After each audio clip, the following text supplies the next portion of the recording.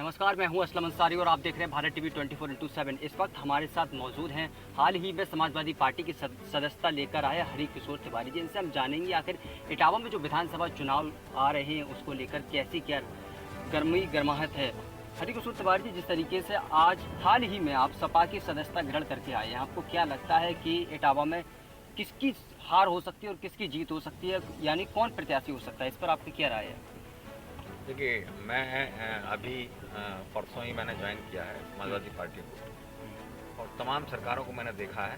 मैं प्रदेश का अध्यक्ष हूँ कर्मचारी संगठनों का, और तमाम लड़ाइयाँ संगठनों की लड़ी हैं मैंने। और मैंने देखा कि समाजवादी पार्टी की सरकार में जो सुविधाएं मैंने कर्मचारियों को अपने समाज में दी थी, उनको भी इन्होंने छीनने का प्रयास किया है। उसका उन्होंने नाम बदल दिया। कैशलेस इलाज योजना थी हमारी कर्मचारियों के लिए, उसका नाम बदल के पंडित दीनदयाल उपाध्याय कर दिया उन्होंने। लेकिन 4.5 साल में वो जमीन पर नहीं आ पाई, वो भी योजना फेल हो गई। तो आखिर हमारी योजना जो हमको मिलनी थी वो फेल हो गई। तो इसका मतलब जितनी भी योजनाएं चल रही हैं इनकी, उनके बारे में प्रश्न लगता है, कहीं ना कहीं जुमले जैसा लगता है कि जुमलों की बात करते हैं, वो जुमला लोग जैसा चिल्ला रहे हैं वैसा लगता है। हमारे साथ ही जब हुआ तो निश्चित रूप से लगता है। तो ये तमाम सारी बातें जब हम लोगों ने देखी, इनसे वार्ता करने का प्रयास किया, तो उन्होंने हमारे ऊपर एस्मा लगा दिया। एस्मा का मतलब होता है कि इमरजेंसी। कहीं इमरजेंसी नहीं लगी है, परंतु पूरे प्रदेश के कर्मचारियों के ऊपर विगत 18 माह से इमरजेंसी लगी हुई है, जो अंग्रेजों के बाद से पहली बार ऐसा हुआ है कि इतनी लंबी इमरजेंसी हमारे ऊपर लगाई गई। यानी हमको बोलने भी नहीं देंगे, हमारी समस्या भी नहीं सुनेंगे। ये स्थितियां सरकार में जब हम लोगों ने देखी तो हम लोगों को लगा कि पहले की सरकार ज़्यादा बेहतर थी, जिन्होंने बहुत कुछ देने का काम किया हम लोगों को। इसलिए हमने मन बनाया कि राष्ट्रीय अध्यक्ष अखिलेश से बात की। उन्होंने कहा कि हमारे साथ काम करिए, हम आपको बहुत कुछ देने का प्रयास करेंगे। उन्होंने परसों प्रेस कॉन्फ्रेंस में कहा भी कि जो भी समस्याएं होंगी मैं मैनिफेस्टो में भी डालूंगा और आपसे बराबर बात करके उनको निकालने का प्रयास करूँगा। इसलिए हमने सोचा कि इनके ऊपर आस्था व्यक्त की जाए। और जहाँ तक विकास की बात है, विकास उनके ज़माने में बहुत दिखाई पड़ा। जैसे अपने यहाँ एक्सप्रेस हाईवे आपने देखा, तो उन्हीं की देन है, उन्हीं की शुरुआत है। इस तरह के तमाम प्रोजेक्ट हैं उनके पूरे देश में चल रहे हैं उनके। तो इसलिए हमने इसमें मन बनाया। जहाँ तक इटावा की बात है, तो इटावा में तो चुनाव होगा निश्चित रूप से, और यहाँ समाजवादी पार्टी का गढ़ भी माना जाता है। ये राजधानी भी समाजवादी पार्टी की है।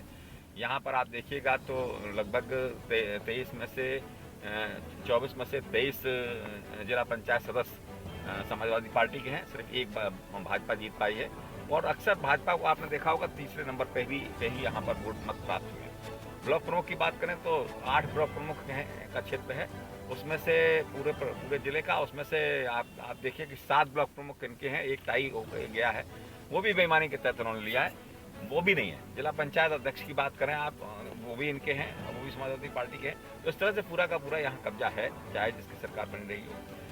निश्चित रूप से यहाँ का मतदाता जागरूक है और वो समाजवादी पार्टी के साथ है, आसपास के जिलों के समाजवादी पार्टी के साथ है।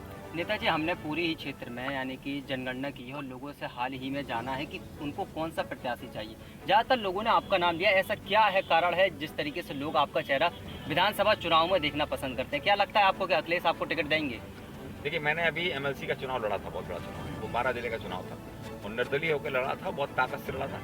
मैं तीसरे नंबर पर यद्यपि घोषित हुआ, लेकिन पूरी भारतीय जनता पार्टी सरकार मुझे हराने में लगी। उसने समाजवादी पार्टी को छोड़ दिया था, उनके प्रत्याशी को। सिर्फ मुझे टारगेट बनाया था। मेरे खिलाफ एक फर्जी हरकिशोर तिवारी खड़ा किया गया, जिसने वोट काटने का काम किया। तो ये सारे के सारे उनके षड्यंत्र मेरे साथ चले। इतनी बड़ी पार्टी ने जो ये सब काम किया, वो निंदनीय कार्य था मेरे लिए।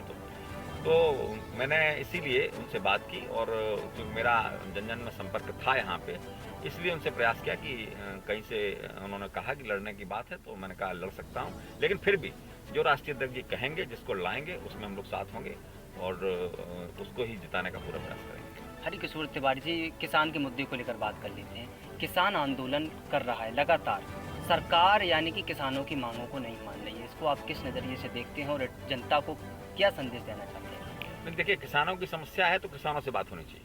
वो IAS और उनके लोग उसमें बैठकर जो बात करते हैं, जो AC में बैठकर बात करते हैं, 12वीं मंजिल पे बैठ के बात करते हैं, उससे कोई लाभ होने वाला नहीं है। इसीलिए आक्रोश है पूरे देश में। उनकी समस्या है, उनको मिलना चाहिए।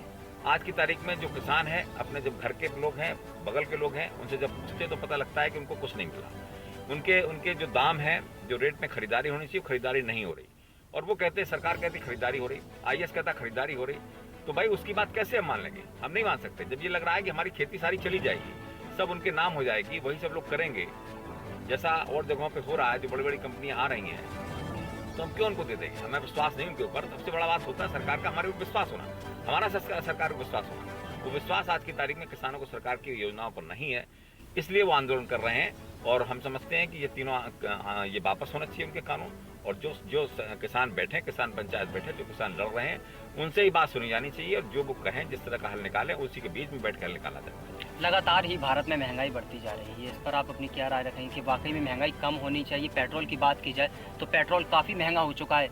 हिंदुस्तान के रहने वाले लोग हैं वो नेपाल से पेट्रोल भरवाने जाते हैं, यानी कि जो नेपाल है वो हिंदुस्तान से पेट्रोल खरीदता है, लेकिन नेपाल में आज भी पेट्रोल सस्ता है। आप इस पर क्या कहेंगे? नहीं, बिल्कुल ठीक बात है। महंगाई चरम पे है, चाहे सब्जी हो, और चाहे सब्जी डीजल बढ़ेगा, पेट्रोल बढ़ेगा, तो सारी चीज़ों पर समस्या बढ़ेगी। चाहे प्रोडक्शन हो वो भी उस पर भी कीमत बढ़ेगी, और इसको रोकने का कोई प्रयास ये सरकार नहीं कर रही है, बिल्कुल हाथ पे हाथ धरे बैठी है। इसमें बड़े बड़े जो पूंजी उद्योगपति हैं उनको फ़ायदा दिलाने का प्रयास किया जा रहा है। जो नीचे का तबका है उसके बारे में नहीं सोचा जा रहा है, उसको सिर्फ ये सोचा जा रहा है कि इसको इतना गरीब बना दो कि ये जो हम 6,000 रुपये इसको डालेंगे खाते में, इसको ये माई बाप समझ लें। इस तरह का एक षड्यंत्र रचाया जा रहा है पूरे देश में, और उसके कारण ये उसी से वोट लेना चाहते हैं। बाकी सभी लोगों के खिलाफ को महंगाई में झोंकना चाहते हैं, जो बहुत ही निंदनीय है। सड़कों का मुद्दा उठा लेते हैं। उदी से यानी इटावा से जब हम लोग उदी क्षेत्र में जाते हैं, वो विधानसभा क्षेत्र में लगता है, लेकिन वहाँ की सड़कें आज भी बहुत ख़राब है। इंसान तो क्या, जानवर भी नहीं निकल सकता है उस सड़कों से। मान लीजिए अगर आप चुनाव जीत कर आते हैं सपा से, तो आप क्या वाकई में वहाँ पर जो सड़कें हैं उसका निर्माण करा पाएंगे? नहीं, बिल्कुल। ये सरकार ने जैसे कहा कि हम गड्ढा मुक्त सड़कें बनाएंगे, तो ऐसा कहीं नहीं। मैंने कई बार इंटरव्यू दिए आपके यहाँ, कई बार चैनलों में बैठा, मैंने यही कहा कि गड्ढा मुक्त करना एक दिन का काम नहीं है, ये सतत प्रक्रिया है। ये सरकार कहे तो भी नहीं हो सकता है, ये सतत प्रक्रिया रहती है। इसके तहत डेली के डेली छोटा गड्ढा हुआ उसको भरने का काम किया, उसकी गैंग लगी रहती थी पहले ज़माने में, वो सब खत्म कर दी। तो इसलिए ये कभी ठीक नहीं हो सकता है। इनको चाहिए कि ये उसमें बनाएं, और अगर हम इसमें आएंगे, हम लोग हमारी सरकार बनेगी, तो हम लोग निश्चित रूप से ये गड्ढे, आपने देखा कि पहले भी जब सरकार थी तो यहाँ पे पूरा जाल बिछ गया था, और सब जगह जाल बिछा हुआ था, और अच्छी सड़कें आपको दिखाई पड़ी थी।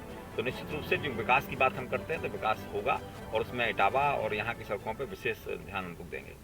नेताजी, जिस तरीके से कवायद ये लगाई जा रही थी कि चाचा भतीजे गठबंधन कर लेंगे, लेकिन अभी तक गठबंधन नहीं हुआ। मान लीजिए अगर गठबंधन नहीं होता है तो कैसा क्या देखने को मिलेगा? आपकी नज़रों में क्या है विकल्प इसके लिए?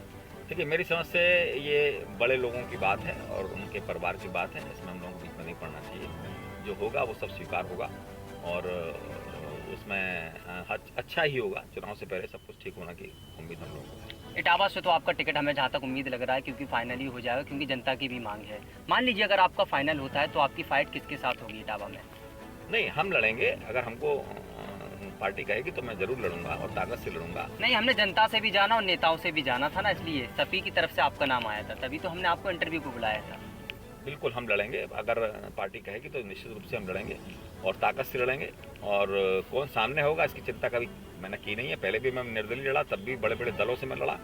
तो हम लड़ेंगे, ताकत से लड़ेंगे। कौन आगे होगा कौन पीछे होगा इसकी कोई चिंता मुझे नहीं है। गरीबों के लिए क्या विकास कराएंगे? बहुत अच्छा विकास होगा गरीबों के लिए, और खासतौर से बेरोजगारों के लिए बहुत हम काम करेंगे। मेरा मुद्दा रहता है, अब मेरा एक स्कूल है नारायण कॉलेज के नाम से, और उसमें मैं हर साल दिल्ली की कंपनियां बुलाता हूं, 20-25 कंपनी आती हैं, और लगभग 700-800 लोगों को मैं रोजगार देता हूं अपने यहाँ बैठ के। जब मैं कुछ भी नहीं हूँ उसके बाद में इतना करता हूँ। तो निश्चित रूप से जब सरकार बनेगी तो उन लोगों को और अधिक हम जितनी सरकारी संस्थाएं हैं उन सबको लगाएंगे, और इटावा के लोगों को घर घर से निकालने का प्रयास करेंगे कि वो बाहर जाएं और वहाँ नौकरी करें जाके। इसका पूरा प्रयास हम लोग, चूँकि उसमें मर्मज्ञ हम लोग, उसमें हम काम कर रहे हैं बहुत दिनों से, इसलिए बड़ा तोहफा हम लोग देने का प्रयास करेंगे। चलिए, बहुत बहुत धन्यवाद। ये थे हमारे साथ इटावा के हाल ही में समाजवादी पार्टी की सदस्यता लेकर आए हरिकिशोर तिवारी जी, जिन्होंने बताया है कि अगर वे विधानसभा का चुनाव जीतते हैं तो उदी के गड्ढों की बात की जाए तो उसको भी ठीक किया जाएगा, गरीबों की बात की जाए तो विकास भी किया जाएगा।